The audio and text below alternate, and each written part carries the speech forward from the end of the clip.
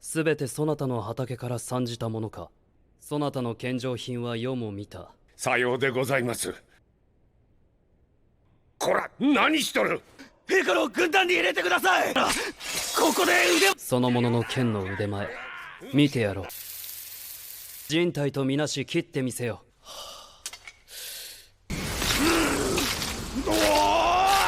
よい、もうよい。Last time on Vinland Saga, Harold advised Canute to become stronger than him and Swain.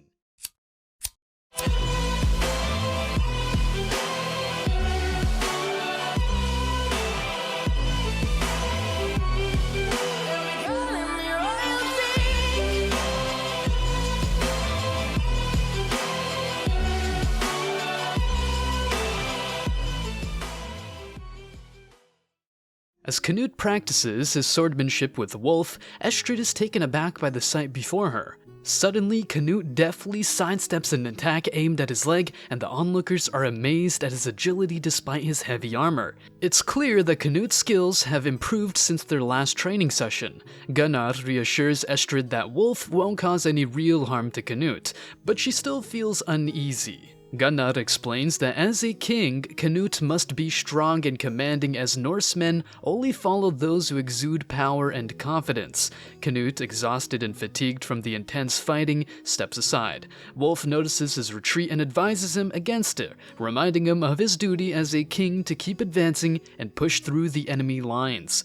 Canute's enemies and allies alike are all observing how he handles himself in battle. Estrid, too, seems to be keeping a close eye on Canute's every move, which explains why Wolf started attacking more aggressively. But Canute, quick to pick up on this, tells Wolf to forget about it since Estrid appears to be lost in conversation with the man beside her. Determined to confirm this for himself, Wolf glances over to where Estrid is standing. However, in that split second, Canute throws his shield at him. Wolf manages to block the shield just in time, but Canute seizes the opportunity to move in and point his sword at Wolf's throat, forcing him to concede defeat. It was an impressive move that leaves Canute's men in awe. Although Canute had only won 1 out of the 5 rounds, he still managed to make Wolf admit defeat. The men are left wondering why Wolf had looked away at the last moment. But before they could ponder on it any further, Gunnar appears and informs Canute that he has finished preparing the documents for the investigation he had requested.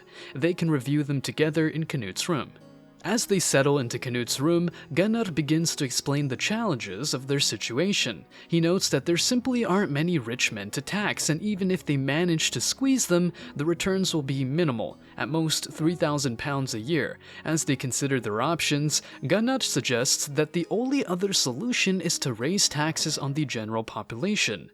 Upon examining one of the documents, Canute notices Ketil's name and asks for Gunnar's opinion on him. Gunnar quickly recommends Ketil, noting that he is a wealthy farmer with a vast expanse of land. However, Canute is puzzled as he fails to see any mention of the family's military forces on the document. Gunnar explains that it's difficult to make such assessments without visiting them in person.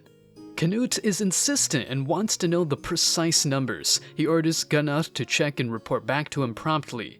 But Gunnar is worried about a possible backlash. After all, they will be raising taxes soon after the previous king's demise. As soon as Canute ascended to the throne as King of England, he found himself in urgent need of funds. Therefore, he began exploring various options to secure the necessary finances. However, as he kept his Danish force directly under his control, he found himself in a tight spot, as he was using English taxes to maintain it. This resulted in growing dissatisfaction among the English population. With time running out, Canute realized that he needed to take swift action to resolve this issue. He considered reaching out to Denmark for funding, but the situation was complicated by the fact that he had to maintain his authority over his Danish force. As a result, he was faced with a difficult decision: to either compromise on his control over the Danish force, or to risk downsizing his army in England. Despite the mounting pressure, Canute remained determined to find a way out of this predicament. He weighed his options carefully, knowing that the future of his reign depended on the success of his decision. He knew that any misstep could lead to disastrous consequences, both for himself and for the people he ruled. In the end, Canute managed to secure the funding he needed from Denmark, and he was able to maintain his authority over his Danish force while also keeping his English army intact. Upon his arrival in Jelling, Ketil meets his son Thorgil, who delivers the news of King Harald's demise. Disappointed, Ketil begins to question the purpose of his visit. However, upon learning that Thorgil is serving as the king now, Ketil realizes that Canute must also be present in Jelling. After Thorgil confirms this, Ketil requests a meeting with Canute to establish a positive relationship with him. Thorgil agrees, but Ketil's worries are not over yet. Ketil inquires about Olmar's whereabouts and learns that he has gone into town alone. His concern mounts as he imagines Olmar getting into trouble. Meanwhile, Olmar has indeed stirred up some trouble with a man named Bug Eyes, causing him to drop his merchandise into the mud. Tempers flare as Bug Eyes prepares to fight, but Olmar draws his sword, claiming it is his right as a true Norseman.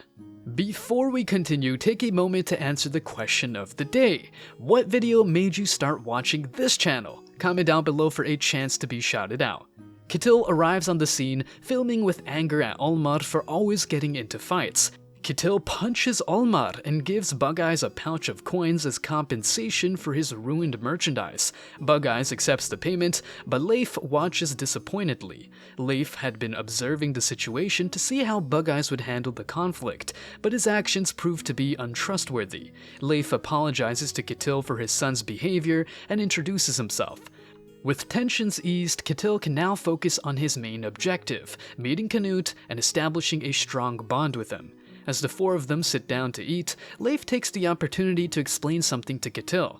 He leans in and reveals that Bug Eyes is actually his adoptive son, prompting him to introduce himself to the group. Bug Eyes speaks up, announcing his name as Thorfinn, but quickly adds that everyone calls him Bug Eyes. Ketil's surprise is palpable, and he explains that he has a man in his crew named Thorfinn as well. This Thorfinn, he says, is quiet and hardworking, causing Ketil to wonder if he should have given Olmar the name instead. Curiosity gets the better of Leif, who asks if Ketil's Thorfinn is a slave. Ketil confirms this, stating that he didn't want to offend Leif by mentioning it earlier. Leif then proceeds to ask if this Thorfinn has blonde hair and brown eyes, is around the same age as Bug Eyes, and is a former warrior from Iceland. Ketil recalls the many scars on Thorfinn's body and confirms all of Leif's questions. Ketil can't help but wonder why Leif is so interested in his slave. Leif finally divulges that he is looking for this specific Thorfinn. He is a friend's son who was enslaved. Ketil is taken aback by the fact that he's already getting to meet Canute, and he can hardly believe his luck. Thorgil himself is amazed as he knows that Canute is typically occupied with important affairs. However, he guesses that Canute must have been impressed with some of Ketil's gifts. Just moments later, Ketil and his sons are summoned to meet with the king himself. Canute immediately inquires whether the crops Ketil brought were grown on his land, to which Ketil confirms. Canute then goes on to explain that he has no intention of disrupting the way things were done between Ketil, his father, and Harald. He values strong farmers like Ketil and believes that they are a true treasure of Denmark. Ketil is thrilled to hear this and expresses his gratitude to Canute. Suddenly, Olmar stands up and asks if he can join Canute's forces. He is eager to demonstrate his skills and even starts drawing his sword. However, Ketil intervenes and reminds Olmar that he shouldn't draw his weapon in the presence of the king. Despite the argument that ensues, Canute reassures them that everything is fine and even expresses a desire to see Olmar's sword skills. To further demonstrate his point, Canute brings out a roasted pig and explains that it is the soldier's dinner, and then proceeds to cut it. Olmar prepares to do the same but starts yelling and struggles to saw through the meat, causing people outside to wonder what is happening. Seeing how difficult it is for Olmar, Canute tells him that it's enough and that bones are hard. He then promises to consult with his captain and let Olmar know the next day if he will be accepted into the forces. Later on, as the night grows darker, Ketil is still sobbing uncontrollably in his bed, overwhelmed with shame and guilt. Thorgil, noticing the commotion, whispers to Olmar that his men will most likely be mocking him for a long time to come. Olmar himself is also crying, heartbroken by the situation, but Thorgil offers him some consolation by reminding him that what's done is done and they must focus on preventing any further embarrassment to the family. Wolf, on the other hand, is quick to express his frustration with Almar's lack of skill and pride, stating that men like him are often the first to fall in battle, and therefore useless to have in their squad. However, Canute, being the wise and fair captain of the guard, is willing to hear both sides of the argument.